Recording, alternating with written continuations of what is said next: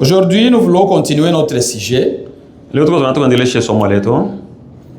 a quelques citations que nous voulons lire aujourd'hui. Levez-vous d'abord pour qu'on lise la parole de Dieu. On va lire notre écriture qu'on a lu la fois passée des 2e Thessaloniciens. 2e Thessaloniciens. Frère Joseph, pouvez-vous lire pour nous du 1er verset jusqu'au verset 10? Quel chapitre? Chapitre 2, 2e Thessaloniciens, chapitre 2, verset 1 à 10.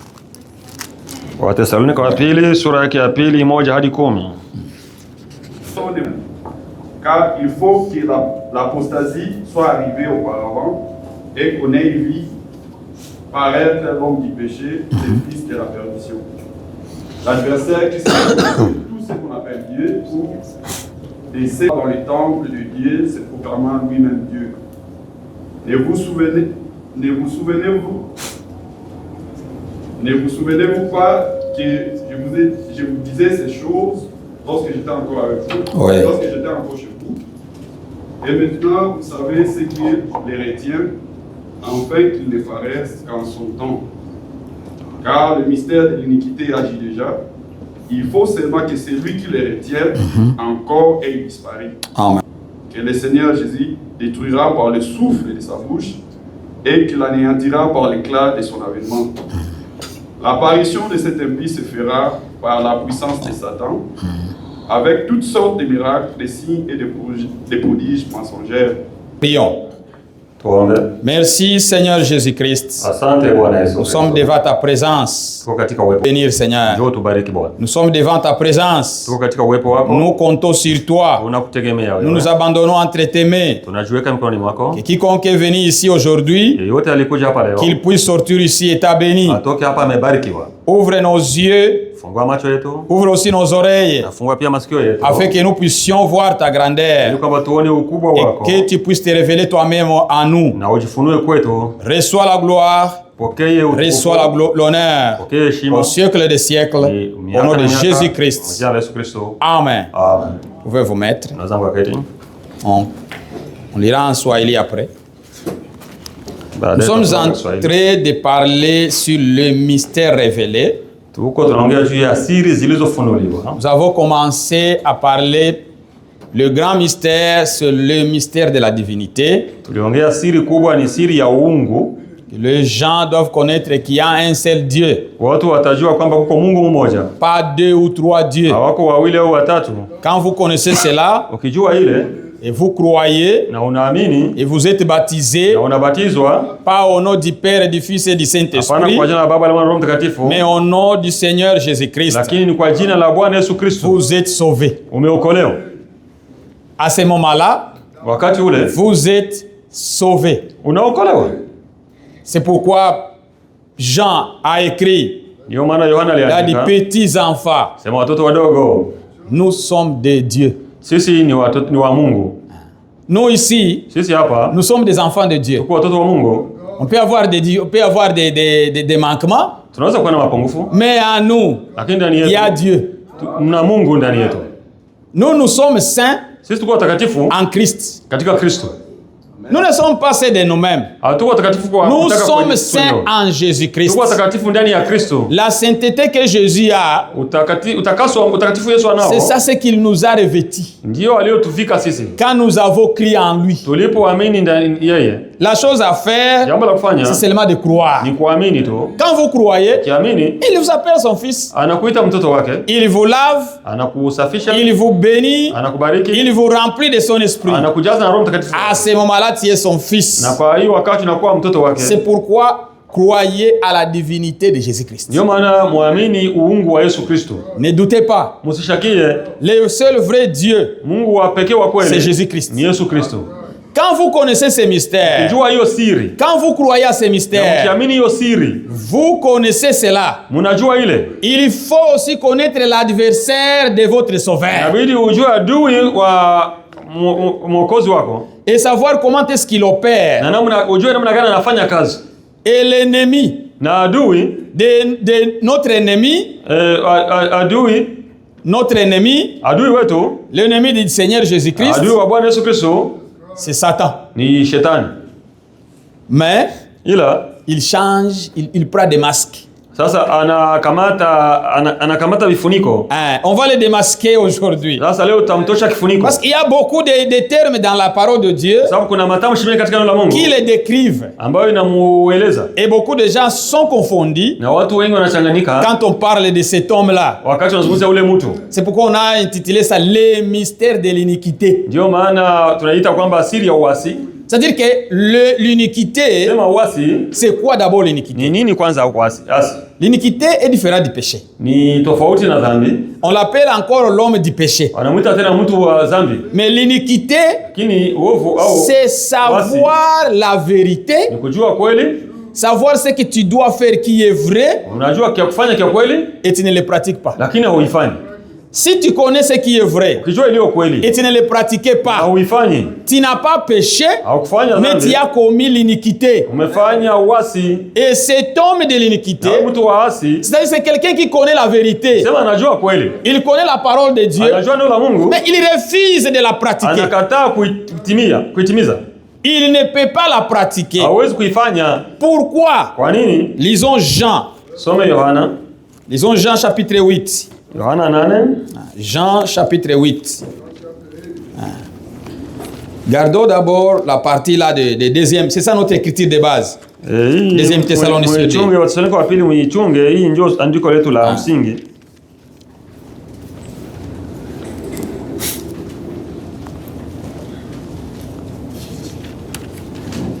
Lisons le verset 44. Jean chapitre 8 verset 44. Yohana sura ya 8 na verse ya 44. Frère, inga lisez pour nous en Swahili.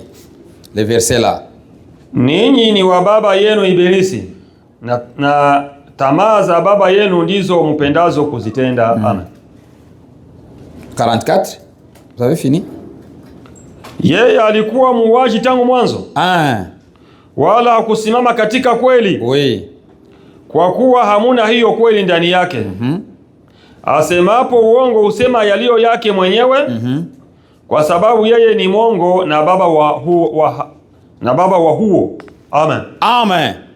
Vous avez pour père le diable et vous voulez accomplir le désir de votre père. Il a été meurtrier dès le commencement. Il ne se tient pas dans la vérité. Parce qu'il n'y a pas de vérité en lui. Lorsqu'il profère ou lorsqu'il parle, on utilise le mot proférer, c'est plus fort. Lorsqu'il profère lorsqu'il profère les mensonges, il parle de son propre faux, car il est menteur et le père du mensonge. Amen. Amen. C'est-à-dire cet adversaire ici, il est le père du mensonge. Il est meurtrier et il est aussi le père du mensonge.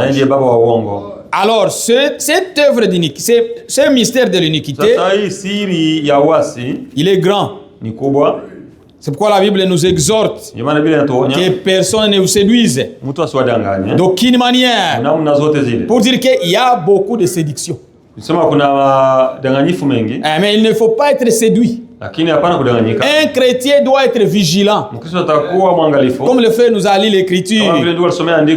Quand vous avez bien suivi la lecture et les commentaires. Un chrétien, c'est quelqu'un qui est vigilant. De ne pas être trompé. Frère, il y a beaucoup de la tromperie ici derrière. Une simple chose peut vous égarer. Alors ne soyez pas trompés. D'aucune manière. Car il faut que l'apostasie soit arrivée auparavant. La semaine passée, on a parlé de l'apostasie. C'est quoi l'apostasie? On a dit, c'est l'abandon de la vérité. C'est s'égarer de la vérité. Faut vraiment parler ceci de la. Qu'est-ce qu'est l'apostasie? Je voulais vous lire ça. Malheureusement, je n'ai pas trouvé ça en France. Je l'ai interprété ici. Lisons dans la prédication. La prédication, l'année de jubilé. L'année de jubilé. Mwaka wa yubile. On lit les paragraphes 84. Kifungo cha 44. L'année de jubilé. Mwaka wa yubile.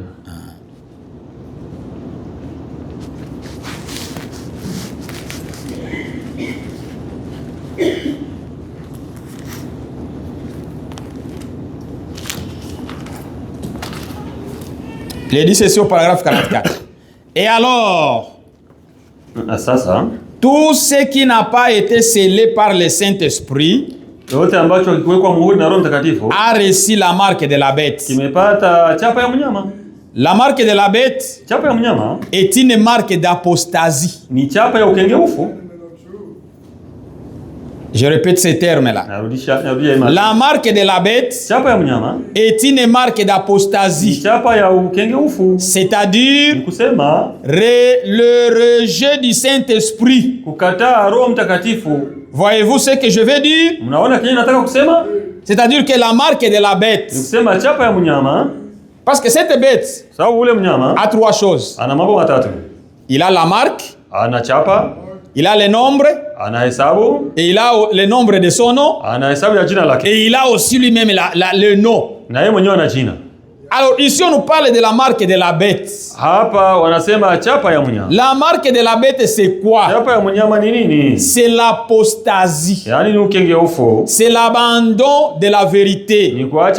C'est-à-dire rejeter la vérité. Pas quitter dans l'église. Il faut bien comprendre. Tu peux quitter ici et tu es toujours dans la vérité. Pas quitter dans l'église, mais quitter dans la vérité. Abandonner la vérité. Ne pas croire à la vérité. À ce moment-là, vous êtes marqué par les marques de la bête. Vous êtes dans l'apostasie. C'est-à-dire que vous abandonnez ce qui est vrai. Et la marque de cette marque de la bête, que nous appelons l'apostasie, nous appelons la fausse doctrine.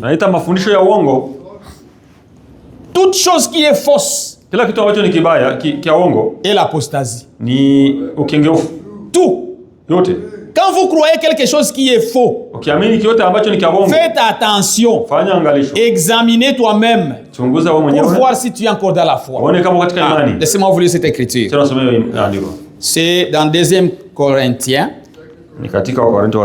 Lisons 2 Corinthiens. Chapitre 13, verset 5. 2 Corinthiens, chapitre 15. Écoutez. 2 Corinthiens chapitre 13 verset 5. Examinez-vous vous-même pour savoir si vous êtes dans la foi. Éprouvez-vous vous-même. Ne reconnaissez-vous pas que Jésus est en vous? Alléluia. À moins peut-être que vous ne soyez réprouvés. Amen. D'autres Français disent à moins que vous avez échoué au test. Lisez frère en Swahili pour nous. Jijaribuni wenyewe kwamba mumekuwa katika imani. Oui. Jizibitisheni wenyewe. Hawa mjui wenyewe kwamba Yesu Kristo yu ndani yenu, isipokuwa mumekataliwa. Amen. Amen. Frère, chacun de nous doit s'examiner soi-même. Et c'est ça le grand problème de l'homme. L'homme a toujours voulu examiner les autres. L'homme a toujours voulu voir les défauts des autres. L'homme a toujours voulu condamner les autres. Mais la parole de Dieu nous dit, examinez-vous vous-même. Faites votre propre examen. Mettez-vous vous-même aux balances pour voir si vous êtes dans la vérité. Pas pour voir que vous êtes comme moi. Non, non. Pas pour voir que vous êtes comme cette sœur ou comme ses frères. Non, non. Voir si tu es dans la foi. Quelle foi? La foi de la vérité. La foi de Dieu. La foi dans la parole. La foi qui a été transmise au sein Imani iliyoletwa kwa watakatifu une seule fois pour toutes. Mara moja kwa lote. Alors chacun de nous ici doit faire son propre examen. Atafanya yani uchunguzi wake mwenyewe. Examiner toi ta vie. Ujichunguze mwenyewe maisha. Comment tu vis? Namna gani unaishi? Comment tu vis chez toi à la maison? Unaishi namna gani nyumbani kwako? Comment tu vis avec tes enfants? Unaishi namna gani na watoto wako? Comment tu vis avec ton mari? Unaishi namna gani na mume wako? Comment tu vis avec les voisins? Unaishi namna gani na wajirani? Est-ce que cette vie que j'ai, si Jésus vient, Yesu akija, est-ce que je peux aller en enlèvement? Uweza nyakuliwa? Ces paroles que je tiens, qui sortent de ma bouche, quand Jésus vient, est-ce que ce sont des paroles de quelqu'un qui est dans la foi? C'est ça l'examen. Parce que c'est un moment où chacun doit s'examiner. Parce qu'il y a l'apostasie. Parce qu'il y a la marque de la bête qui passe. Et si vous abandonnez la vérité, vous ne resterez pas naître. Il faut comprendre cela. Vous quittez la vérité, vous n'allez pas rester. Moi, je ne suis ni chrétien ni païen. Non. Tu abandonnes la vérité, il y a un esprit qui t'a aidé d'abandonner. Alors cet esprit va venir habiter en toi. Et vous savez ce que Dieu fera?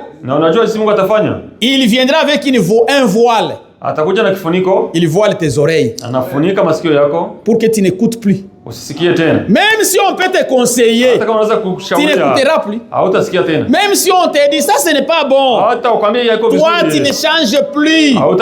Parce que tes oreilles, parce que la foi vient en écoute, en écoutant.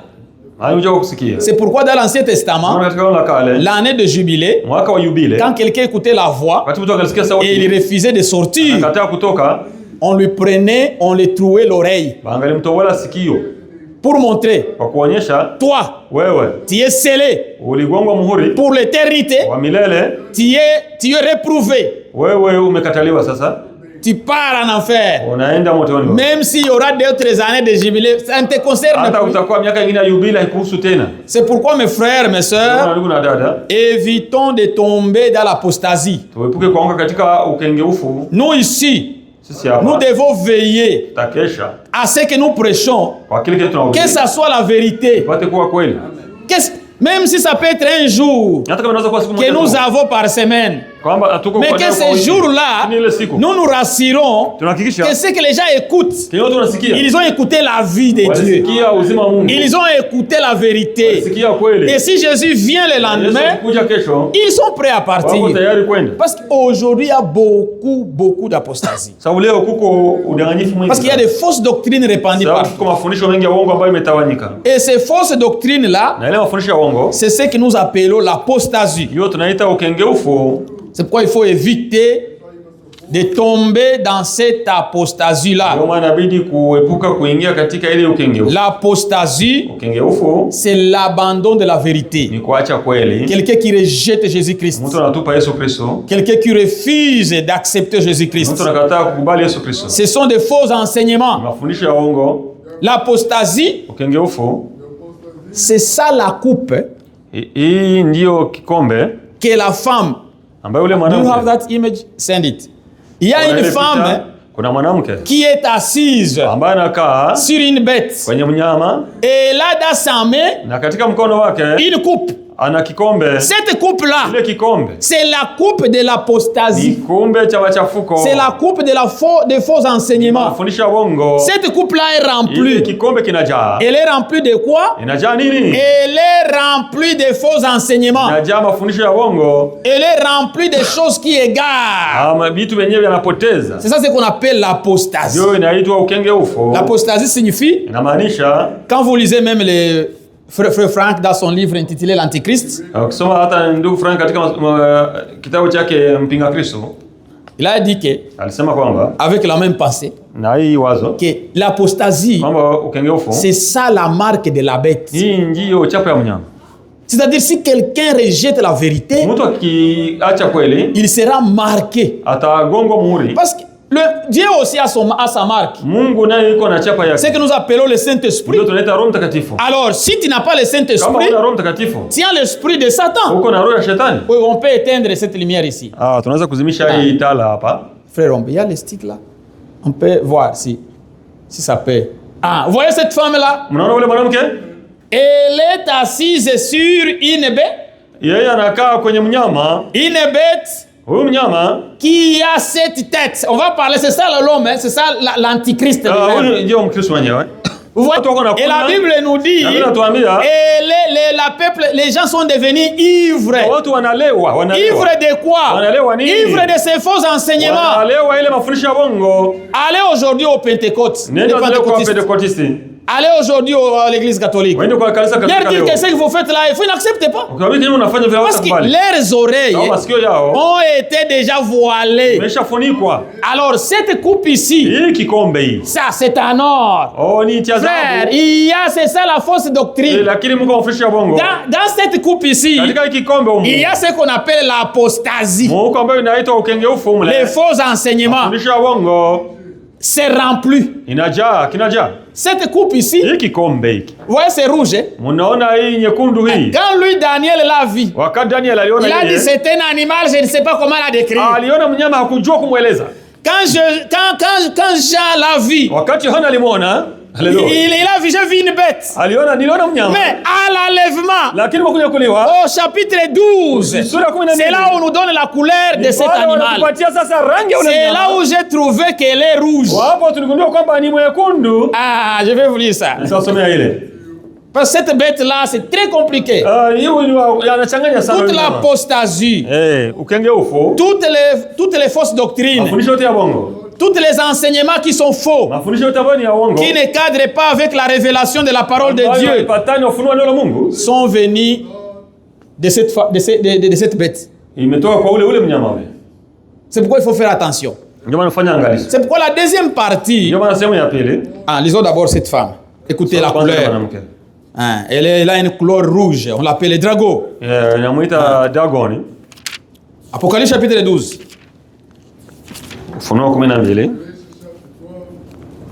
Frère, rien ne peut se faire si l'apostasie n'est pas encore là. L'apostasie est déjà là. Des fausses doctrines sont partout. Même au sein du message, il y a des fausses doctrines. Il y a déjà qui disent que Branham est Dieu, il l'adore. C'est l'apostasie. Oui. Tout faux enseignement.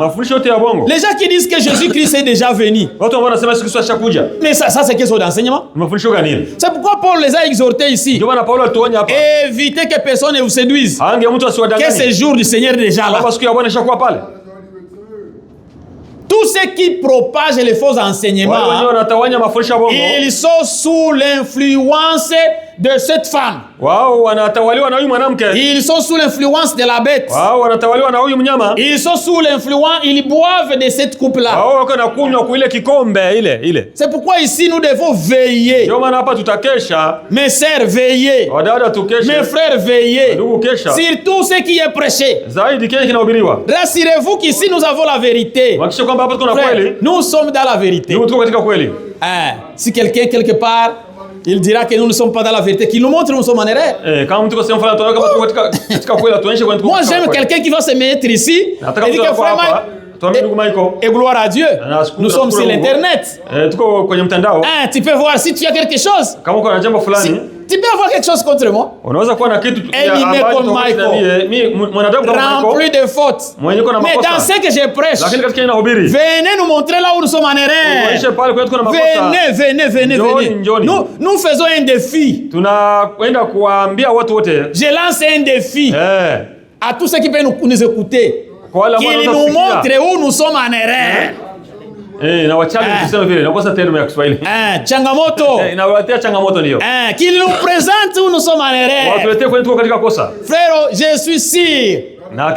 Je peux le dire comme Luc l'a dit. Luc. Si vous lisez le livre de Luc. Frère, vous voulez connaître la vie de Jésus-Christ. Lisez l'épître de Luc. Lisez l'épître de Luc au chapitre 1 et commencez au premier verset. Frère, on a beaucoup de choses à parler aujourd'hui. Lisons d'abord Apocalypse avant de revenir à Luc. Cette femme-là, la couleur, je vais seulement vous donner la couleur parce qu'on va beaucoup parler. J'ai mis des noms là, vous verrez, il y a des noms que j'ai mis là. Il y a le Luxembourg, il y a aussi les noms de quelques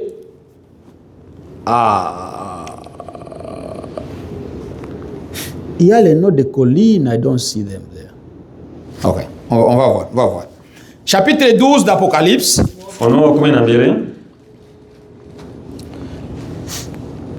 Verset 3. Frère Jacques, pouvez-nous lire ça? La couleur de la bête. Elle a une couleur. Un autre signe parut encore dans le ciel. Et voici, c'était un grand dragon rouge. Un dragon rouge. C'est pourquoi nous avons la couleur rouge. Ayant 7 têtes et 10 cornes. Amen. Sur cette tête, 7 diadèmes. Amen. Vous voyez cette femme? On l'appelle... Cette bête-là, Jean, quand l'a vu dans le chapitre 12, il a vu que c'est le dragon. Savez-vous c'est qui le dragon? Lisons ça même au chapitre 12. Là même on est. Chapitre 12. Yeah. Lisez frère le verset 9. Écoutez les dragons. Il faut qu'on nous décrive les dragons. Cette bête-là, elle est assise sur un dragon qui a la couleur rouge, avec 7 têtes et 10 cornes. Lisez frère le verset 9. Et il fit précipiter les grands dragons, les serpents anciens, appelés les diables, et Satan. Alléluia. Il fit toute la terre. Il fit précipiter sur la terre, et ses anges firent précipiter avec lui. Amen. Frère, lisez en Swahili. Yule joka akatupwa. Yule mkubwa. Ndio. Nyoka wa zamani. Nyoka wa zamani. Aitwaye Ibilisi na Shetani. Audanganyaye ulimwengu wote, akatupwa hata nchi na malaika zake wakatupwa pamoja naye. Amen. Vous savez, quand on parle de dragon, on parle les serpents anciens. C'est lui qui a séduit Ève. C'est lui qui était en Éden. C'était qui? C'était le diable. Satan. C'est-à-dire, cet dragon ici, ce que nous voyons ici, c'est Satan incarné. C'est Satan qui est dans quelque chose. C'est pourquoi il est ici. Et il est rouge. Mais lui, Daniel, quand il l'a vu, écoutez la description de Daniel. Ils ont Daniel chapitre 7. Daniel chapitre 7. Daniel sura ya 7.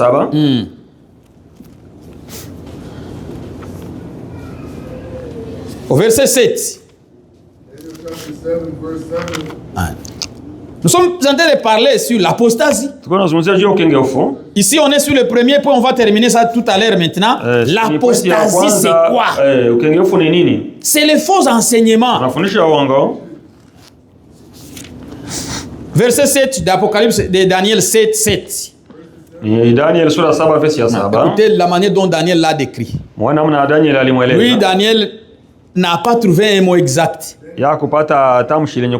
Après cela, je regardais pendant mes visions nocturnes et voici il y avait un 4e animal terrible. La première description. Cet animal-là, terrible, épouvantable, extraordinairement fort. Il avait des grandes dents de fer, il mangeait, brisait et il foulait aux pieds ce qui restait. Il était différent de tous les autres animaux précédents. Il avait 10 cornes. Lui, Jean et Daniel, quand il a vu, Daniel n'a pas vu les têtes.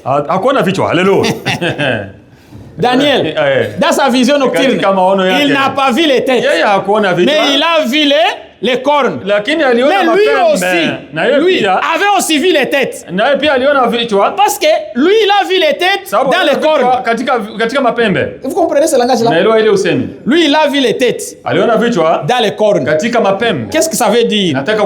Il a vu 10 cornes. Et il a vu 3 ont tombé. Il a vu 3 tomber. C'est-à-dire, 10 moins 3, c'est combien? C'est 7. C'est-à-dire, il a vu les 7 têtes qui va diriger. Mais il a premièrement vu, et il a vu une autre corne akaona ingine pembe qui était aussi sortie. ambayo nayo imechomoka. On a ça sur notre image. Na tuko nayo kwenye nyingine Il y a une picha bouche ambayo iko na kinywa et deux yeux. na iko na macho. Mais Ila dans Jean, quand lui a parlé, wakati ona yeye il aliongea, a dit cette tête-là, alisema zile vichwa saba, cette corne, zile pembe, c'est l'une de ces 7 têtes. ile pembe ni moja ya zile saba. Lui, Daniel a vu, j'ai vu comme une autre qui a poussé au milieu, qui était comme le 8e. Non, Daniel sema kwamba aliona nyingine ambayo imechoka kama vile ya 8. ce n'est pas le 8e. Haiko ya 8. C'est les mêmes 7 là. Ni ile moja ile ya Parce que saba. c'est au milieu des 7. Ni katikati ya saba. Ah, que Dieu vous bénisse. Mungu abariki. L'apostasie. Ukengeufu. Mes frères, mes sœurs, Ndugu na dada, vous pouvez un peu allumer la lampe, frère. L'apostasie. unaweza kuhakisha kidogo nuru. Et on a besoin de la lumière. Tunaacha ya mwanga.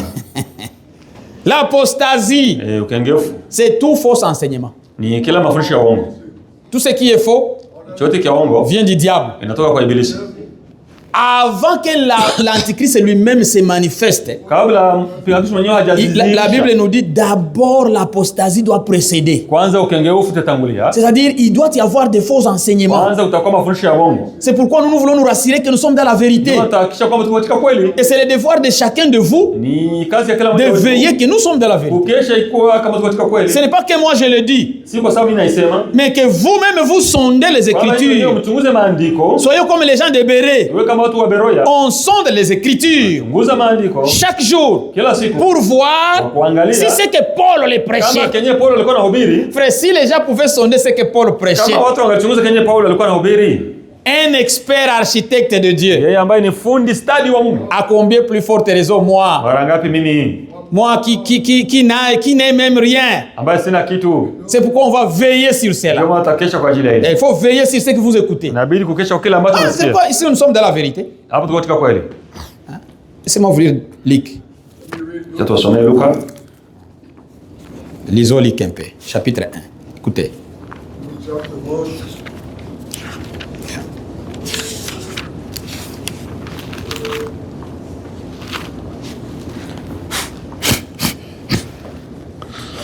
Lisons le premier 1, Luc chapitre 1, verset 1 à 4.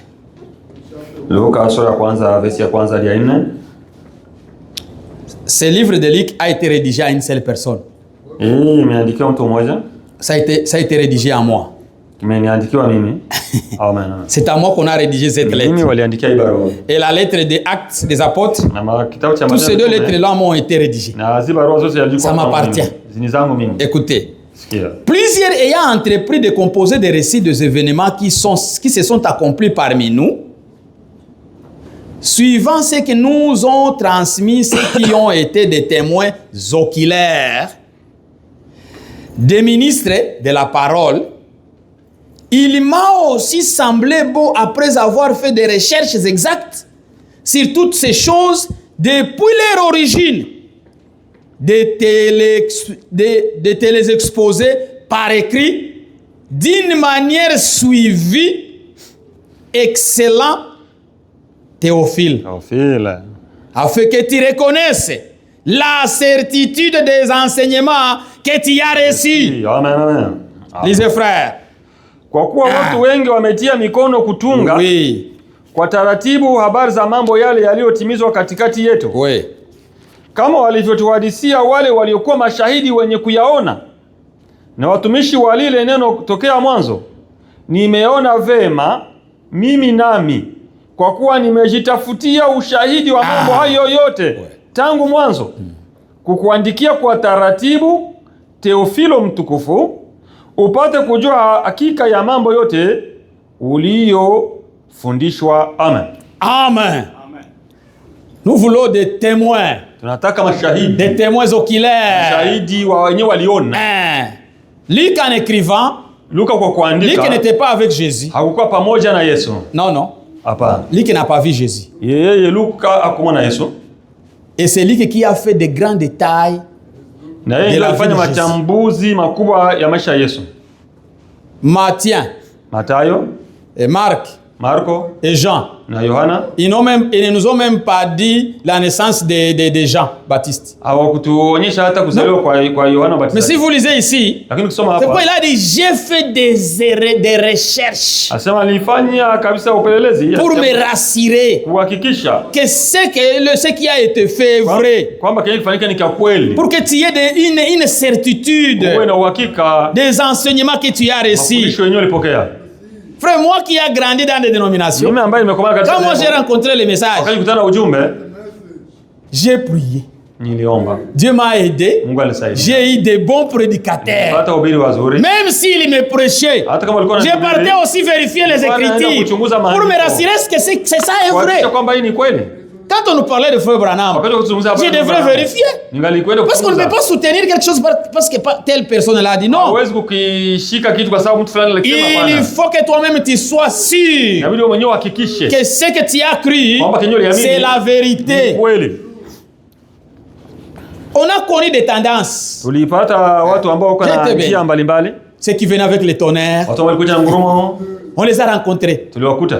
Ça m'a fortifié. Ça m'a prouvé que non, nous sommes dans la vérité. Parce que quand on le vérifie dans la Bible, il n'y a jamais une place où on écrit les mystères de ces tonnerres. Ce qu'ils ont dit, on ne connaît pas. Il y a ceux qui disent que Jésus est déjà venu. Est-ce que toi tu peux... D'ailleurs, ce sont des... Toi tu manges de foufou, tu dis que Jésus est venu. Tu pars au travail, tu souffres. Tu as encore des maladies dans ton corps. Et tu dis que Jésus est déjà venu. Ça, c'est une folie. Il faut être fou pour pouvoir adhérer telles choses. Toutes ces choses-là, c'est ça ce qu'on appelle l'apostasie. Et je vous exhorte de veiller à ce que personne ne vous saisisse par sa ruse. Que quelque chose ne vienne pas vous prendre par la ruse. Vouloir vous éloigner, non frère. Si quelqu'un vous dit, là où vous êtes, vous n'êtes pas dans la vérité.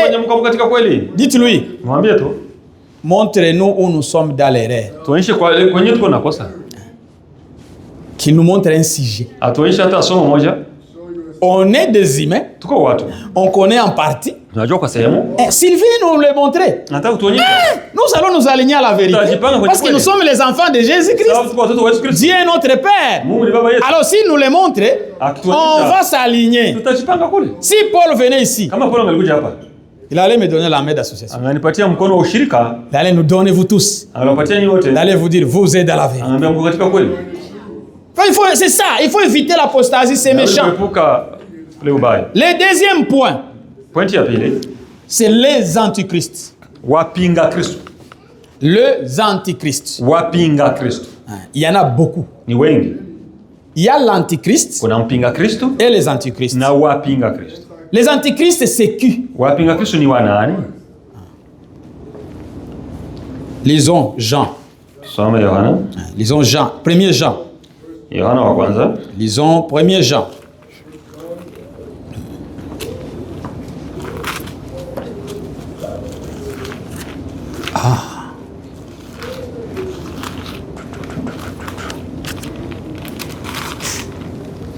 Les antichrists. 1er Jean chapitre 2. Yohana wa kwanza sura yake ya pili. Lis le verset 18. Verset ya 18. Écoutez. Sikilizeni. 1er Jean Yohana wa kwanza verset 18. Verset 18 jusqu'au verset 19. Mpaka 19. Petits enfants, c'est la dernière ère.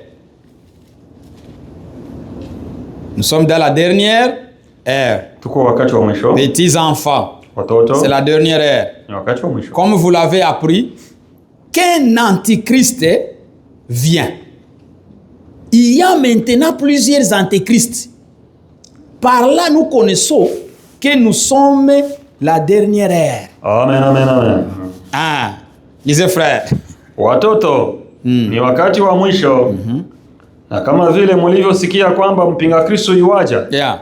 Hata sasa wapinga Kristo wengi wamekwisha kuwapo. Kwa sababu hiyo, twajua ya kuwa ni wakati wa mwisho. Ils sont sortis du milieu de nous. Même au milieu de nous. Alléluia. Il y a des gens qui vont sortir du milieu de nous. Du milieu du message. Même ici.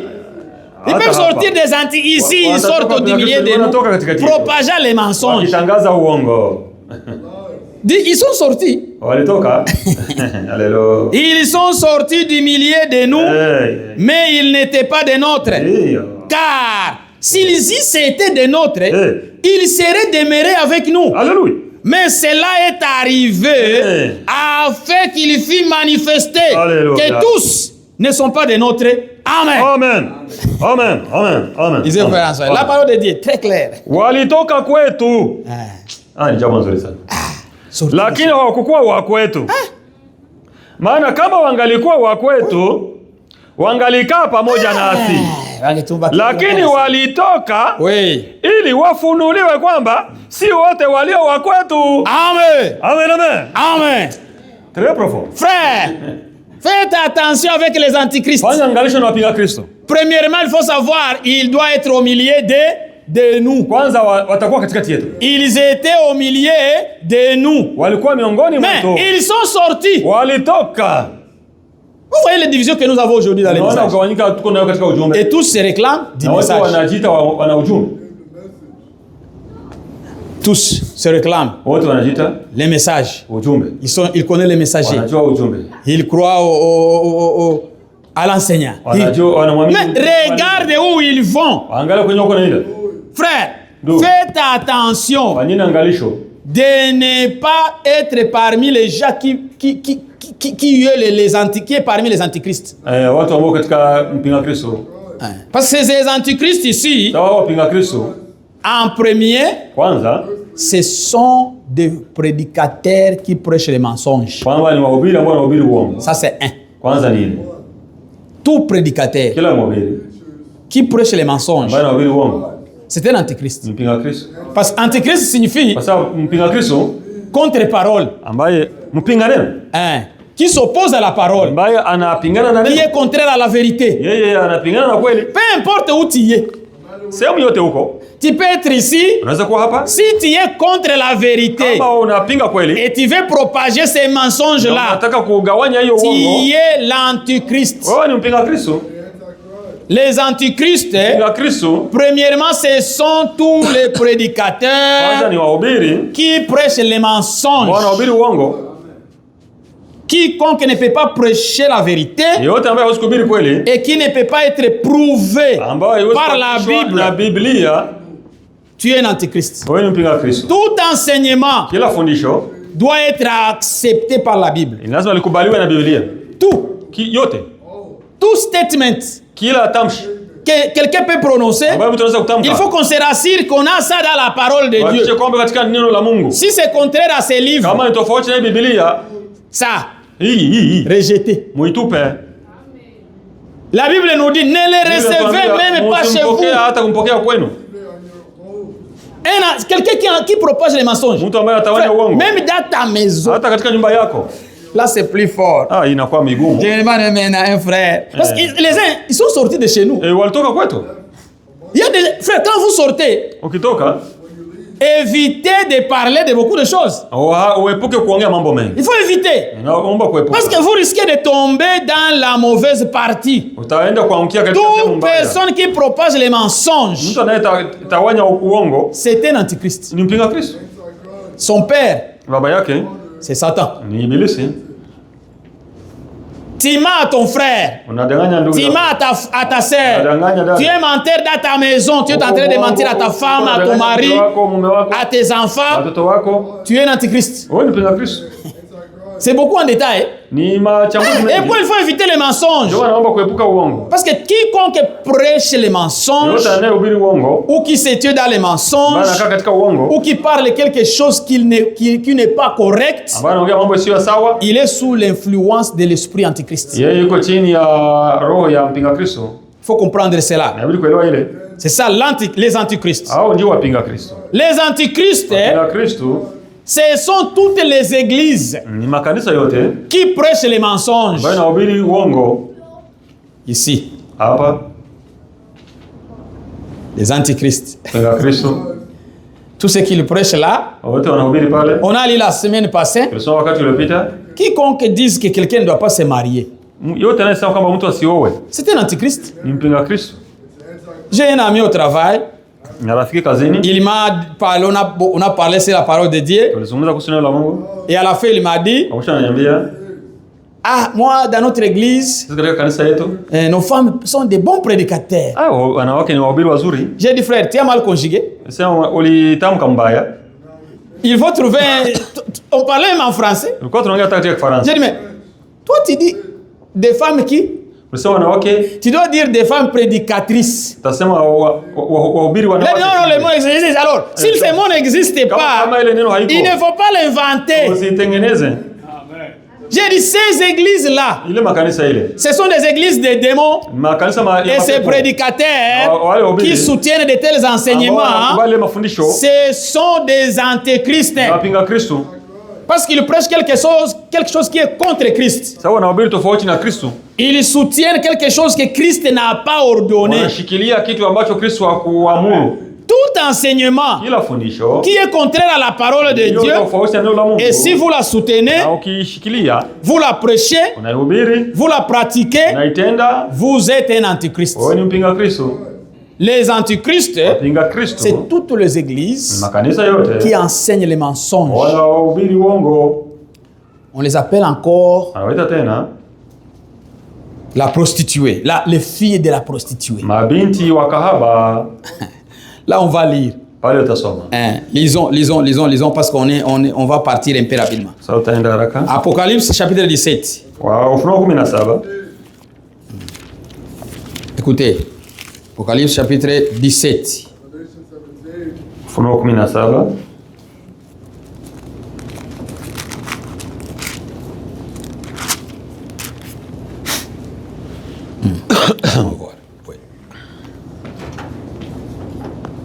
Ça, c'est ce qu'on appelle la femme. Ah, où est-ce que ça y est encore? Ouais, chapitre 17, oui.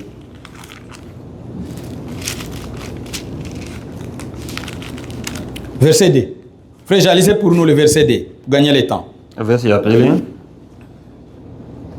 C'est avec elle que les rois de la terre se sont livrés à l'impudicité, et c'est du vin de son impudicité que les habitants de la terre se sont enivrés. Non, ce n'est pas là. Où est-ce que j'ai mis ça? La mère des impudiques. Verset 5. Verset 5. Ok. Sur son front était écrit un nom, Ah! un mystère.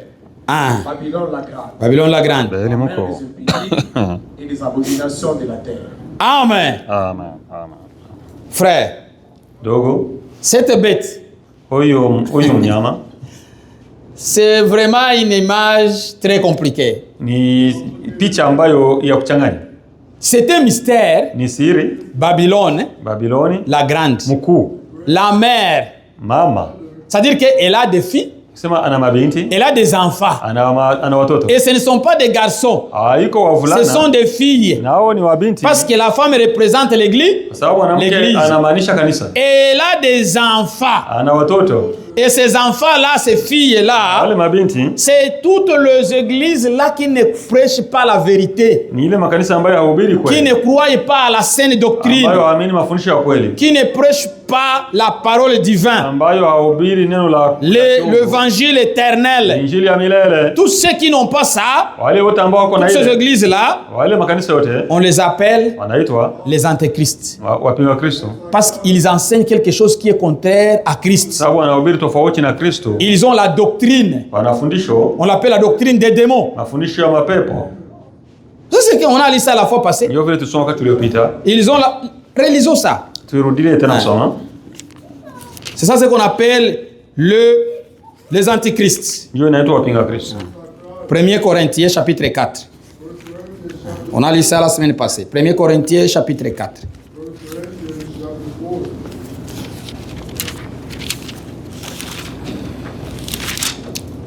Le verset 1. Mais l'Esprit dit expressément que dans les derniers jours, dans les derniers temps, quelques-uns abandonneront la foi pour s'attacher à des esprits séducteurs. Des esprits au pluriel. C'est-à-dire que ce sont des prédicateurs qui prêchent les mensonges, qui séduisent les gens. Des esprits séducteurs. 1 Timothée? Oui, 1 Timothée chapitre 4. Verset 1. Lisez, frère. Basi Roho anena waziwazi ya kwamba nyakati za mwisho wengine watajitenga na imani, wakisikiliza roho zidanganyazo na mafundisho ya mashetani. Pour s'attacher à des esprits séducteurs et à des doctrines des démons. C'est vrai. Chaque église a une doctrine, n'est-ce pas? Nous ici, nous avons notre doctrine. Ici, nous avons notre doctrine. Toute église qui n'a pas de doctrine n'est pas une église. Tout prédicateur qui n'a pas de doctrine n'a pas de ministère. Tout prédicateur qui n'a pas une doctrine, c'est-à-dire qui n'a pas des enseignements qu'il soutienne, lui n'a pas de ministère. Il n'a jamais été appelé à servir Dieu pour le ministère. Et toute église qui n'a pas une doctrine n'est pas une église. Même Jésus avait une doctrine. Voulez-vous lire ça? Lisons ça. Jésus lui-même avait une doctrine. Laissez-moi voir. Jésus avait une doctrine. Lisons, je pense que ça doit être Matthieu chapitre 10, chapitre 7. Laissez-moi voir, j'ai écrit ça quelque part. Non, c'est Jean chapitre 7. Jean chapitre 7, verset 16. À 17. Écoutez, Jésus aussi avait une doctrine. Ce n'est pas vous et moi seulement qui disons que nous avons une doctrine. Non, même Jésus en avait. Chapitre 7, verset 16. Frère Jean, vous avez trouvé, lisez pour nous. Verset 16 à 17.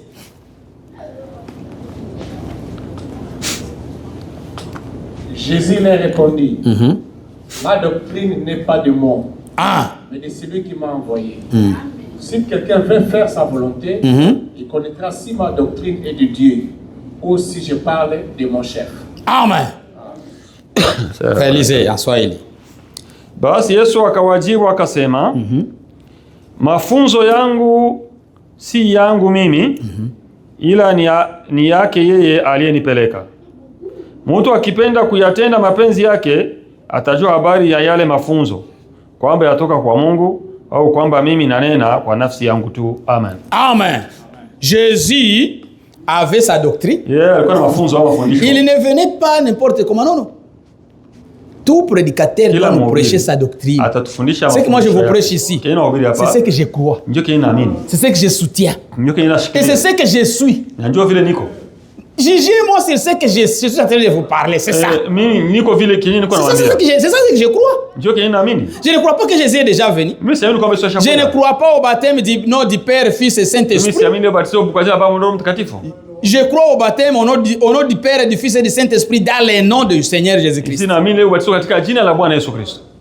Je crois au lavage des pieds. Et je crois que la communion doit être faite le soir. Je crois que Jésus-Christ est le seul Dieu véritable. Je ne crois pas que ce qu'on dit, le seul tonnerre est connu. Je ne le connais pas. Je ne crois pas que Branham est Dieu. Je crois qu'il est notre frère. Il est notre prophète. On s'arrête là. Bon, c'est ça, c'est que moi, Jésus aussi avait sa doctrine. Et il a dit aux gens, vérifiez. Jésus leur répond, ma doctrine n'est pas de moi, mais de celui qui m'a envoyé. Si quelqu'un veut faire sa volonté, il reconnaîtra si ma doctrine est de Dieu. Frère, notre doctrine est de Dieu. Notre doctrine est de Dieu. Même Jean en a insisté pour montrer que Jésus avait sa doctrine. Lisons 1 Jean. Lisons 1 Jean. Êtes-vous fatigué avec les Écritures? Êtes-vous fatigué avec les Écritures? Aimez-vous les Écritures? Oui. Deuxième Jean. C'est deuxième Jean. Pas premier Jean. Deuxième Jean. On commence au verset 8 à 11. Yohana wa pili. Parce qu'il a ne fils qu'un seul chapitre. Hii ni ina sura moja tu. Jean, deuxième Jean 1. C'est un seul chapitre. Deuxième Jean, chapitre. Il a un fils qu'un seul chapitre. On commence au verset 8 à 11. Écoutez, ça c'est plus grave. Prenez garde à vous-même. Ne prenez pas garde à quelqu'un. Il y a des gens qui prennent garde aux autres. Prenez garde à vous-même. Afin que vous ne perdiez pas les fruits de votre travail. Amen, amen, amen. Il y a des travaux, nous travaillons ici. Que vous ne perdiez pas les fruits de votre travail, mais que vous receviez une pleine récompense. Amen, amen, amen. Quiconque va plus loin et ne demeure pas dans la doctrine de Christ n'a point Dieu. Amen, amen, amen. Je répète ici. Quiconque va plus loin et ne demeure pas dans la doctrine de Christ n'a point Dieu. C'est lui qui demeure dans cette doctrine a le Père et le Fils. Si quelqu'un vient à vous, vous qui recevez les gens, vous les sœurs et les frères, si quelqu'un vient à vous et n'apporte pas cette doctrine, ne les recevez pas dans votre maison. Et ne lui dites pas sali. Frère Patrick, c'est dire. C'est vrai. Quelqu'un qui soutient notre doctrine, il vient dans ta maison. S'il vous visiter, mais s'il ouvre sa bouche pour commencer à vous parler de la parole, il faut lui fermer la bouche. Lui dites non. Sortez. Et c'est la parole de Dieu. Amen, amen. S'il n'amène pas cette doctrine de qui? De Christ. Amen. Si c'est qu'il peut nous dire, il ne peut pas le prouver par la parole de Christ, ne les recevez même pas dans vos maisons. Ne lui dites même pas sali. Msimsalimie. Ma sœur Maï, quelqu'un vient chez vous là. Il commence à vous prêcher. Non, Jésus est déjà venu. Stop. La porte est ouverte. Rentrez. Il faut éviter. De telles personnes, il ne faut pas les saluer. Pas quand vous les rencontrez dans la maison. Quand il veut vous parler de ces choses, ne prêtez pas oreille à de telles causeries. Ça va vous égarer. Ça va vous amener loin. Il va même vous donner des citations, frère. Ils ont des citations. Frère a dit. Frère, des citations mal placées. Dites-lui, cette citation-là, placez-les à l'écriture. Montrez-moi cette citation à l'écriture. Les gens aujourd'hui ne peuvent pas prêcher sans il faut prêcher. Quand ils prêchent ici, tu dois te rassurer que ça s'accorde avec la parole. C'est pourquoi la doctrine, tous ceux qui prêchent la doctrine qui n'est pas de Jésus-Christ, on les appelle des anti-Christ. Toutes les églises là. Et ce sont les églises là qui forment l'image de la bête. Parce que l'image de la bête sera formée à l'initiative des États-Unis. Vous avez that image? Send it. Cette quand on parle de l'image de la bête, aujourd'hui, c'est comme un secret. C'est pourquoi Paul a dit que l'iniquité est en œuvre aujourd'hui. Éteignez la lumière. Ça, c'est les États-Unis. On va y revenir, on va même parler en passant. Ça, cette bête ici, c'est nous ici. Cette bête, C'est Apocalypse chapitre 13. À partir du verset 13 et du verset 11 jusqu'à la fin. Toute cette partie-là, c'est ce qu'on appelle les États-Unis. C'est la bête qui est sortie de la terre. Mais elle avait des cornes. Vous voyez des cornes. Une corne, c'est la politique. Et une autre corne, c'est la religion. C'est pourquoi vous écoutez même dans les langages de notre président. Si vous suivez les nouvelles, vous comprenez comment il parle. Il faut soutenir les églises. Vous croirez comme c'est un chrétien. Vous croirez que c'est comme quelqu'un qui aime la religion. Lui-même n'est pas chrétien. Mais il faut qu'il parle comme ça. Même aux États-Unis. Vous avez vu dans les élections. Ils ont été soutenus par les... Comment on les appelle encore, frère Romba? Les évangélicos. Il faut que cela soit. Parce que cette bête ici a des cornes. La religion et la politique. Alors pour former l'image à la bête, il faut premièrement qu'il y ait des églises qui se sont égarées de la vérité, qui ne connaissent pas ces mystères. Alors quand une corne fait comme ça, ils vont tomber. Ils vont s'aligner. Ils vont s'aligner à quoi? Ah frère, j'avais beaucoup de choses à vous lire, mais je vous exige d'aller lire, si vous n'avez pas ça, allez lire ces livres. Il a bien expliqué. Malheureusement, si c'est en anglais, j'allais le lire en français, mais je n'ai pas trouvé ça en français. Mais il faut vraiment nous l'explique très bien. Si vous pouvez lire dans ces...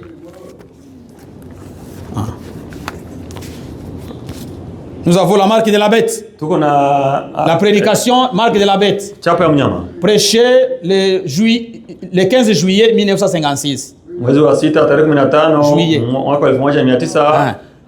Écoutez ça, vous allez écouter. Il y aura une réponse ici. Il y a beaucoup de choses. De l'année de jubilé. C'est moi vous donner notre livre. Lisez aussi dans les sons de Christ. Lisez aussi dans les sons de Dieu. Les sons de Dieu. Les sons de Dieu. Il nous montre comment cette corne ici, c'est celle qui va former l'image de l'abbé. C'est-à-dire, ça va forcer les églises de pouvoir faire l'image à la bête. À quelle bête? La première bête là que nous avons vue, les gens vont l'adorer. Ce n'est pas à dire que les gens vont quitter leurs églises, mais ils vont accepter que leur chef religieux, il doit avoir une organigramme, que tous vont se reconnaître dans un seul chef. Et ce chef là, ça sera le pape. C'est un peu profond. On va encore y arriver. On est en train de toucher pour que vous ayez l'idée de ce qu'on va parler. On n'a pas encore touché sur l'antichrist lui-même. C'est là où on va décortiquer tout ça. Alors, toutes les personnes, toutes les églises là, qui prêchent les mensonges, le baptisé au nom du Père et du Fils et du Saint-Esprit, qui aspergent toutes ces églises-là, ce sont les prédicateurs de toutes les églises, ce sont des antéchrists. Ils soutiennent quoi? Ils soutiennent les mensonges. Ils sont contre Jésus-Christ. Il faut savoir, ils vont avoir l'apparence de la piété. Ce ne sont pas des... Vous ne croyez pas que ce sont des païens, déjà qui volent, déjà qui commettent adultère. Non, ce sont des hommes religieux. C'est pourquoi la Bible dit, lisons ça dans Matthieu. Écoutez Matthieu, chapitre 24. 24. Écoutez. Car il s'élèvera des faux Christ et des faux prophètes. Ils feront des grands prodiges et des miracles. Frère, ici, ne bâtissez pas votre foi sur les miracles. Usijenge imani yako kwa miujiza. Là, frère, il n'y a pas l'effet. Pale hakuna moto. Dans cette église-là, il n'y a pas l'effet. Hamuna moto. Quel fait que tu cherches? Moto gani unatafuta? Hein? L'effet va te brûler. Moto utakuchoma. Quel fait? Moto gani? Ici, même si les gens ne sont pas guéris.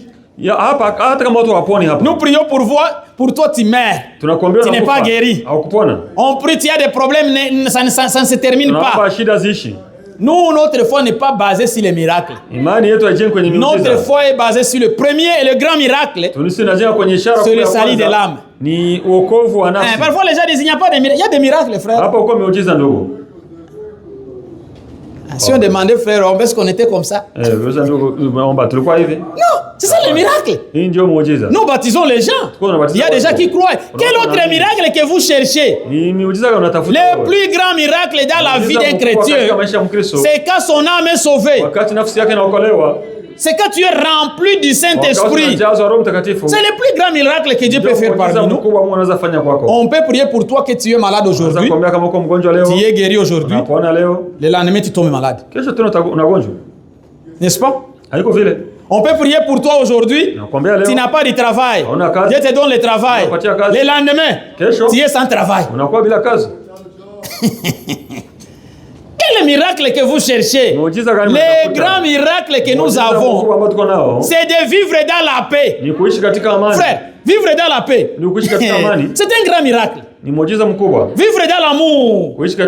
Ayons de l'amour les uns pour les autres. C'est ça le grand miracle de Dieu. Mais comment les gens ils disent nous avons besoin de miracles? Oh, les gens sont sauvés. Oh, les gens sont guéris. Oui. Est-ce qu'ils ont reçu la vérité? C'est ça le plus grand. Ces hommes ici vont faire des miracles. Des miracles. Écoutez. Ils feront des grands prodiges et des miracles au point de séduire. Ce sont des miracles séduisants. Ce sont des prodiges qu'ils font pour séduire. S'il était possible, même les élus. C'est-à-dire ce sont des choses qui sont proches. Très proches. Vous les regardez comme ça. Vous voyez qu'ils sont aussi dans la vérité. Et surtout dans ces messages. Il y a beaucoup de choses quand vous les regardez. Vous croirez que partout il y a la vérité. Ici, dans ce message, frère, vous allez les regarder comme ça. Si vous n'avez pas la révélation, vous allez voir comme si tout le monde prêche la même. Nous prêchons tous les messages. Nous croyons tous aux prophètes. Frère, faites attention. Ça va même séduire les élus. Si c'était possible. Mais ce n'est pas possible. C'est pourquoi les élus ne peuvent jamais être séduits. Jamais un élu ne sera jamais séduit. Il est toujours dans la vérité. C'est pourquoi les antichrists, ce sont eux qui vont former l'image de la bête. Ce sont eux. Parce que ce sont des églises qui n'ont pas la vérité. Ils n'ont pas l'amour de la vérité. Alors comme ils n'ont pas l'amour de la vérité, alors ils ont l'amour du mensonge. Dieu va leur donner une puissance de continuer à aimer les mensonges. Alors quand les États-Unis, cette bouche va parler, va les pousser. Non, les églises ne doivent pas être comme ça. Il faut quand même que vous soyez connus. Vous ayez quand même une structure. Il faut que vous reconnaissiez cela. Alors ils seront forcés. Ils vont entrer là. Et ils forment l'image. Il est dans leur église. Comme aujourd'hui. Les pentecôtistes. Les protestants. Et les catholiques. Sont les mêmes choses. Ils baptisent de la même manière. Ils ont tous les noms du Père, du Fils et du Saint-Esprit. Quand il faut la communion, pendant la journée, où est-ce qu'ils ont trouvé ça? Ce sont des choses qui sont venues d'où? De Rome. De leur mère. Parce que Dieu a essayé de guérir Babylone, mais ça n'a pas été. Il a envoyé des prédicateurs et des prophètes, mais ça n'a pas été. C'est pourquoi, frère, soyez avertis. Évitez de ne pas tomber dans l'apostasie. et les images, l'image à la bête, ça sera fait avec cette bête ici. Mais avant que cette bête ici puisse les aider à former ça, il faut d'abord que les gens s'éloignent de la vérité. Parce qu'aussi longtemps ils sont dans la vérité, ils auront la vision de connaître. Ils vont rejeter. Mais au fur et à mesure, ils s'égarent, ils vont se retrouver tous ensemble et ils ont le pape comme état leur chef. Aujourd'hui, c'est là où on va un peu arrêter. Parce qu'on a quelque chose qu'on va parler après. Disons, retournons à notre écriture. La semaine prochaine, le samedi, on va maintenant commencer l'Antichrist lui-même. Celui-ci va nous prendre presque tous les mois. C'est bien qu'on a des jours, on a des semaines, on a des jours, les samedis, les dimanches, on va quand même en parler. Venez. On a un petit problème avec notre connexion. Peut-être nos frères à la technique vont nous aider à fixer ça, pour que peut-être ceux qui ne seront pas peuvent aussi suivre. Premièrement, ce que nous faisons ici, nous ne le faisons pas pour ceux qui nous suivent. Il faut savoir ça. On n'a pas de connexion ici pour ceux qui nous suivent. Nous n'avons pas une église en ligne. Nous ici à Indianapolis, on n'a pas une église en ligne. Si vous nous suivez, c'est bien. Que Dieu vous bénisse. Comme vous êtes bénis, c'est bien. Mais tout ce que nous faisons, c'est pour notre église locale. Toutes les communiqués qu'on peut faire passer ici, c'est pour notre église locale. Si vous nous suivez là, suivez et priez pour nous. Nous avons fait ces chaînes pour que, pas pour les gens qui nous suivent en ligne, mais pour nos propres gens ici, qu'ils soient en mesure de suivre s'ils ne sont pas présents. Alors si les autres en profitent, c'est gloire à Dieu. Mais ce n'est pas fait pour leur bien, pour que les gens d'ailleurs nous suivent. Non. Il faut savoir ça. C'est à l'intérêt de notre membre. C'est à l'intérêt de notre église locale. Tous ceux qui nous suivent d'ailleurs, que Dieu les bénisse. Et comme ils sont aussi bénis, gloire à Dieu. Parce qu'il y a même un problème ici, je vais seulement parler en passant.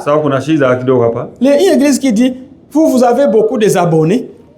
Nous avons peu d'abonnés. Même si on n'a pas des abonnés, on n'a pas fait ça pour que les gens s'abonnent. Nous ne cherchons pas l'argent. Nous faisons ça, pour que les gens d'ici, s'ils vont encore aller réécouter, qu'ils réécoutent. S'ils ont manqué un sermon, peut-être ils étaient un peu occupés, ils n'étaient pas présents. Et qu'ils suivent. Parce que c'est un enfant de la maison, qu'ils sachent ce qui se passe dans leur maison. C'est pourquoi on a ça sur YouTube. Mais pas pour les gens du dehors qui nous suivent, non. Il faut bien comprendre ces choses. Aucune église, je ne pense pas qu'ils ont de YouTube qu'il le faut pour que les gens de l'extérieur les suivent. Premièrement, c'est pour le bien de leur peuple. C'est pour le bien de leur église locale. Mais ça va aider tout le monde. Mais premièrement, on ne vise pas ceux qui sont, on ne les connaît pas. Frère Omba, votre chaîne, est-ce que vous connaissez ceux qui sont abonnés? Non, on ne sait pas. Parfois on voit, on a eu 46, on ne sait pas si c'est 46. Une église abstraite. Dieu ne doit pas me demander compte de ces âmes-là. Je ne les connais pas. Dieu va me demander compte des âmes qu'il m'a présentées ici.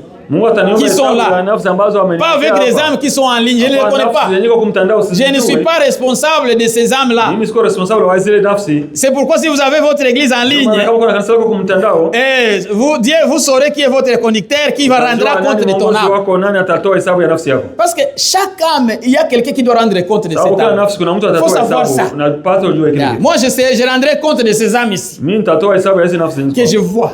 Je peux le côtoyer, je peux le parler, mais en ligne je ne le connais même pas, ils ne m'ont jamais appelé.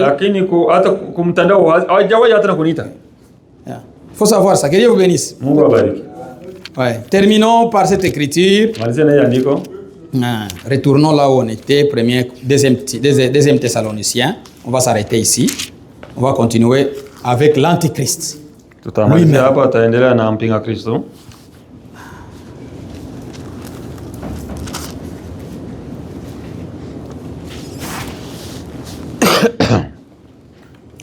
On commence au verset 7. Deuxième Thessaloniciens chapitre 2 verset 7.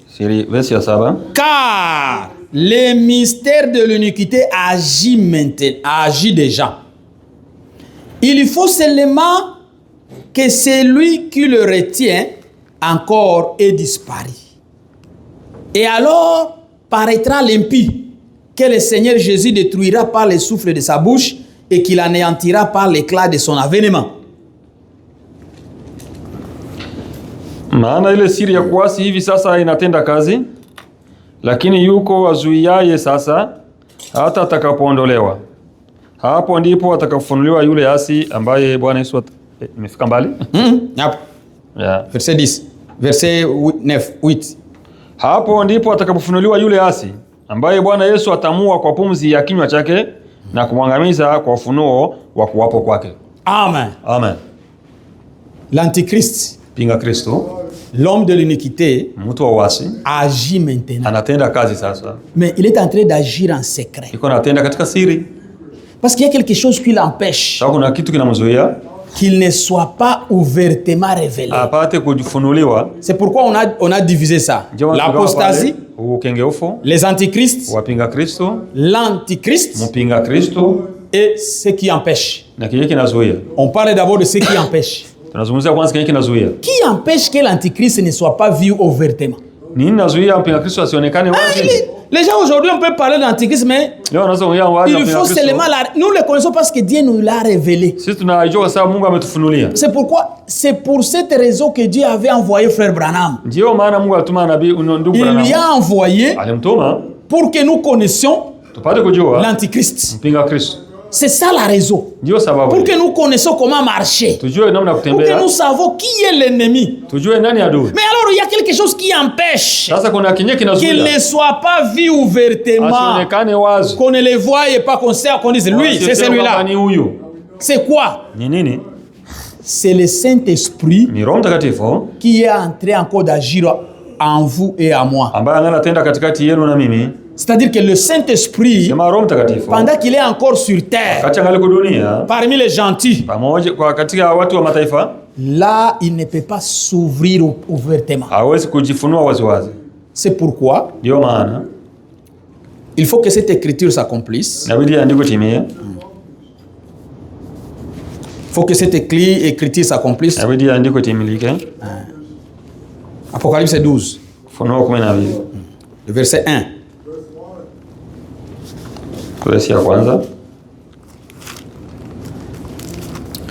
Un grand signe parut dans le ciel, une femme enveloppée d'un soleil, la lune sous ses pieds et une couronne de 12 étoiles sur sa tête.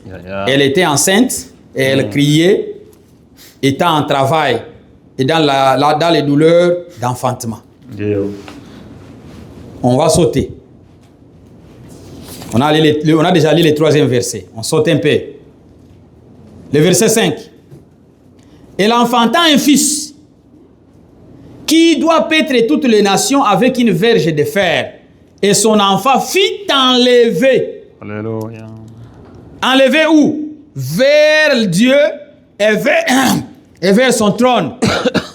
Et la femme s'enfuit dans le désert où il avait un lieu préparé par Dieu afin qu'il y fît nourri pendant 1260 jours.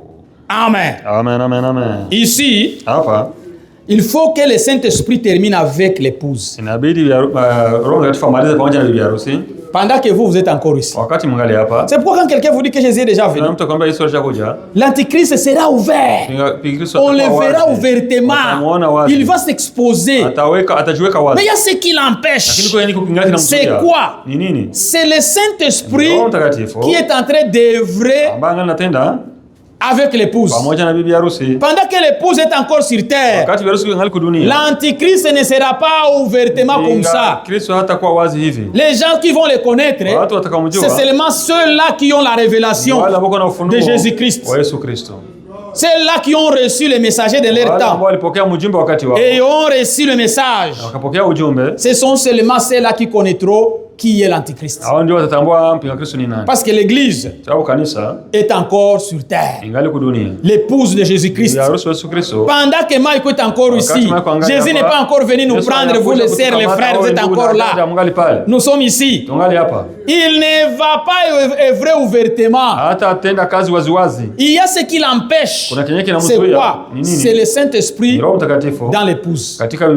Mais les jours de l'enlèvement, quand vous le lisez dans Michée,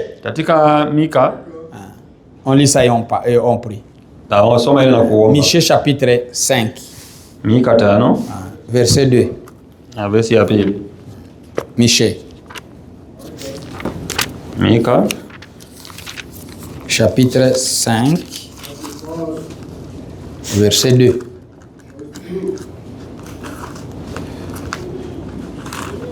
Frère, réalisé en Swahili, ça c'est un peu. J'aime ça en anglais. En anglais, ça explique bien. En français, ça dit, c'est pourquoi il les livrera jusqu'au temps où enfantera celle qui doit enfanter. Et le reste de ses frères reviendra auprès des enfants d'Israël. Les frères. Michée. Michée 5, 2.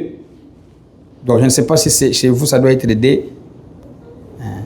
5 D nasema bali wewe Bethlehem Efrata, ni pas? Non. Mais chez vous ça doit être 3. OK. Oui. Kwa sababu hiyo, atawatoa hata wakati wa kuzaa kwake aliye na utungu. Ndipo hapo mabaki ya nduguze watawarudia wana wa Israeli. Amen. Amen. Il y a une femme qui est enceinte. Elle va enfanter.